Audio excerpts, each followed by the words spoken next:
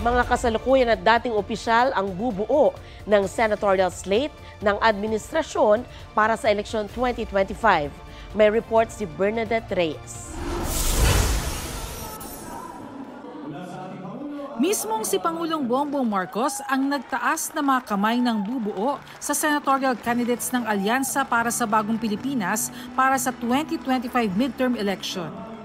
Kabilang sa kanila sina Interior Secretary Benhur Abalos, Makati Mayor Abby Binay, Senadora Pia Cayetano, dating Senador Ping Lacson, Senador Lito Lapid, dating Senador Manny Pacquiao, Senador Bong Revilla, dating Senate President Tito Soto, Senate Majority Leader Francis Tolentino, dating Social Welfare Secretary at House Deputy Majority Leader Erwin Tulfo at Deputy Speaker Camille Villar. Nasa lineup din pero wala sa pagtitipon si Senadora Amy Marcos na kilalang malapit kay Vice President Sara Duterte. Sa aking pag-endorso, ang tanging hiling ko ay mapanatili ang kanilang katapatan at pagmamahal sa bansa.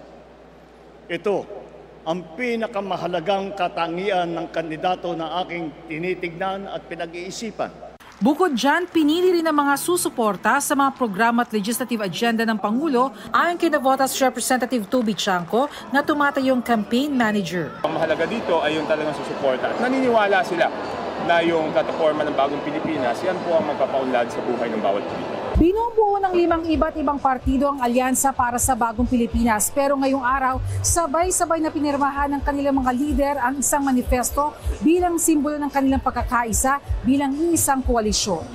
Kabilang sa alyansa ang Lakas CMD, Partido Federal ng Pilipinas, Nationalist People's Coalition, Nationalista Party at National Unity Party. Bernadette Reyes, nagbabalita para sa GMA Integrated News. Inanunsyo rin ng TV at radio personality na si Ben Tulfo ang kanyang kandidatura sa pagkasenador. Sa kanyang pagbisita sa kanyang hometown sa Marawi City, sinabi ni Tulfo na tatakbo siya bilang independent candidate.